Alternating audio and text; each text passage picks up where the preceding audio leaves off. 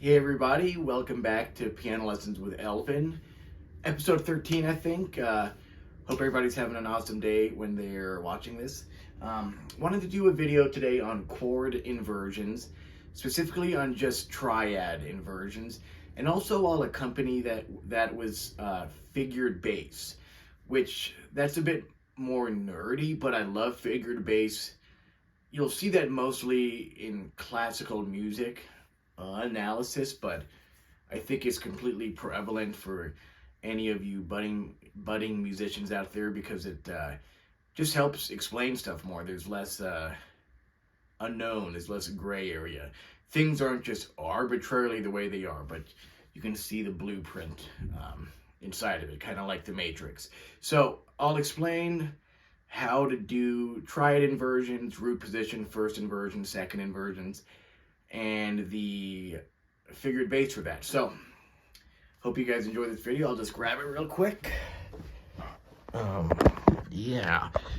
So, please refer to other videos for stuff on half steps, whole steps, and all that jazz.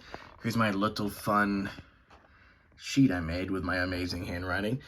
Chord inversions with figured bass. Root first, second. Boom. And I'll explain. Oh, what does that say? Whoa. Okay, so to take you through it, let's just start here on the left-hand side. First, we need to figure out what a triad is, which I'll just show you real quick here. Triads, things with 3 notes that are built on thirds. So lots of 3s in here. Here's a third, here's a third, there's a triad. Now, with these particular ones, I don't care what kind of triad you're doing. The knowledge I'm referring to is just how to invert any sort of triad. So it doesn't really pertain. Like, I could do the same knowledge if I do a C augmented or a C diminished. All the same knowledge will apply.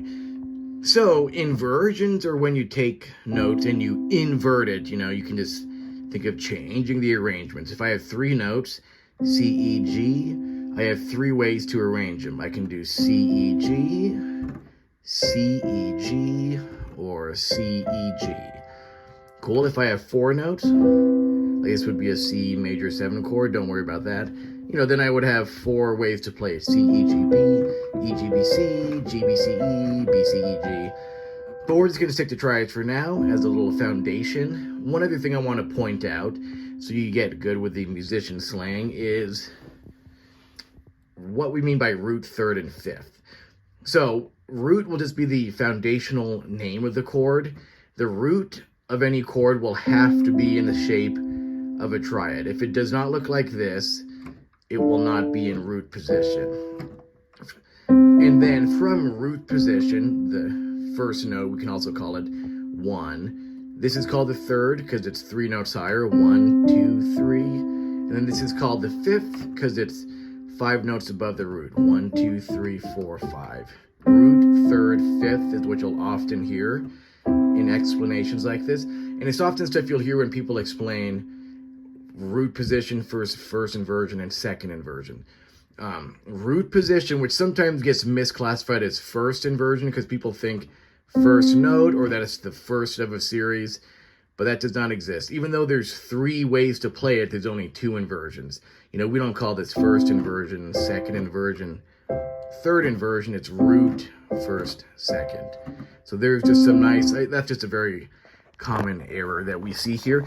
So some of those terms explained, I wanted to show, basically, here's what a root triad looks like, which consists of the first, the root, 3 notes above that, 5 notes above it from root to top, 1, 3, 5.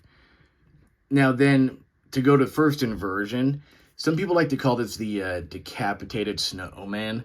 I've just heard that by various music teachers, and sometimes I'll talk about that to my students if needed. So, first inversion, if you want the straight up, more textbook style of what first inversion is when the third of the chord's on the bottom.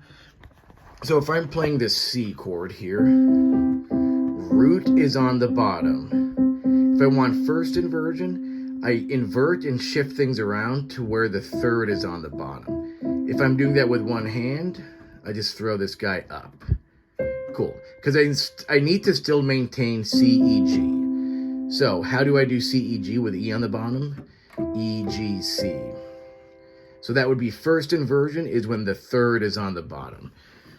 Then second inversion here, I guess you could call it, someone cut the legs off of the snowman here, would be when the fifth is on the bottom, which would be, in this case, the G, which I'll show you here in a second. So if we're doing, sorry that I'm like right hovering over the light, creating this shadow, apologies. So root position, root on the bottom, first inversion, third on the bottom, second inversion, fifth on the bottom. And remember, this is called the fifth because it's in reference to what the root note is from root position. C up to G is a fifth. If you're thinking about it a fifth in this concept, you're like, why is this called 5? Why isn't this called 1? Why is this not called the root?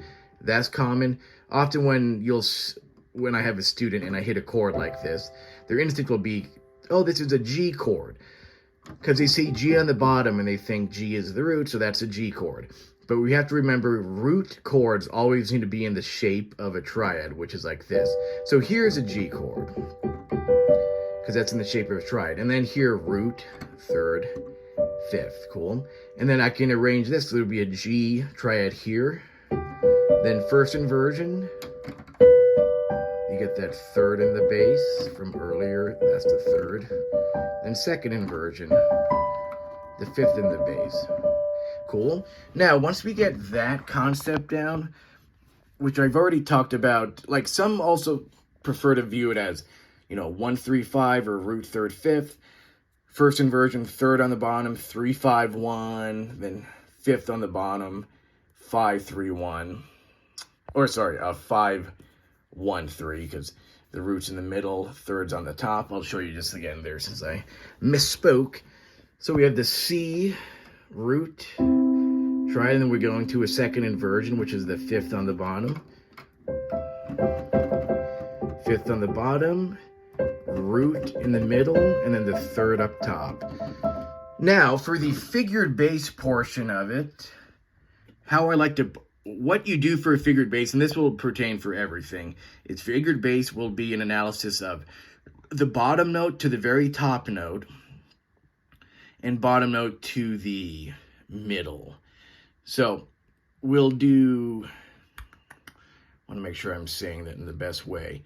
It should be, it's funny, I wrote this down and I'm like making sure I'm explaining this the correct way here. But yeah, this is cool. It changes a bit. This is what happened. I was just thinking about seventh chords, and when you do seventh chords, figured bass is a bit different. But yeah, so back to this.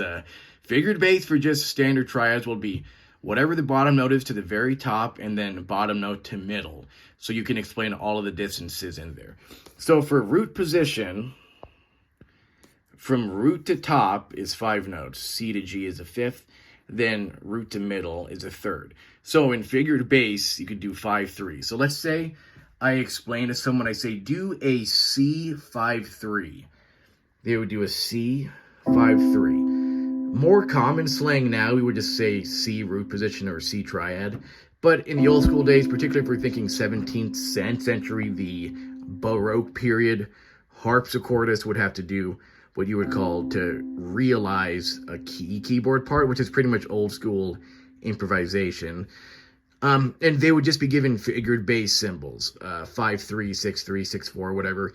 And they would just have to know what those means. 5, 3, if you see 5, 3, that has to be root position, because that's like the DNA strand of it. Then first inversion, from bottom note to top note is 6, then bottom to middle is 3. So if I show you back here, whoops. Jeez. This is funny, me trying to hold the phone with hand. Jeez, these lessons are awesome. Okay. So here's first inversion, 6 notes from bottom to top, 1, 2, 3, 4, 5, 6, and then 3 notes from bottom to middle. And the last one, second inversion, is we call it 6, 4. Same thing. G to E is 6 notes apart. G to C is 4. So those would be the figured bass symbols. And chords like the 6, 4, that has special functions in classical music. There's this thing out there called 1, 6, 4.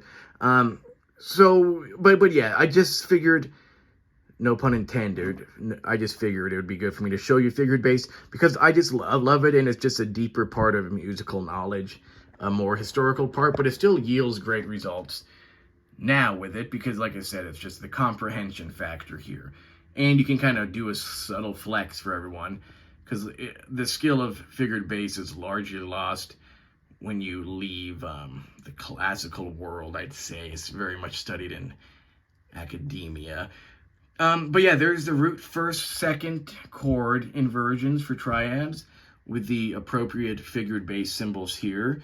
One last point to bring up for first inversions, the 6-3, some people will just shorthand it as 6 because the 3 in its way is redundant because if it's 6-4, the implication is if there's not a 4 in the bottom, then it has to be. And if you see a 6 and you don't see a 4, then it's going to have to be first inversion. So some people will just do a 6. Whatever with that. I think when I was doing all of my theory analysis, I would do 6 all the time. Just, whatever. Just to be hip. But yeah, I hope that makes sense for you guys here. I don't even think there's that many wrap-up thoughts. I've kind of wrapped it all up there enough. But yeah, I hope you enjoy this video. I'll be doing my next video. At some point soon, I'm going to teach you guys how to read notes. And I'll do that in a few different parts.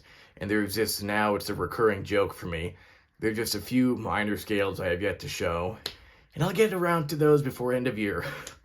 But yeah, anyway, I appreciate all of the new subscribers. I just started doing these videos, and it's been nice to see some of these really nice comments and the views. And just makes it feel like I'm doing something worth my while. So I appreciate all of you. Have fun practicing, and we'll see you next time. Thanks.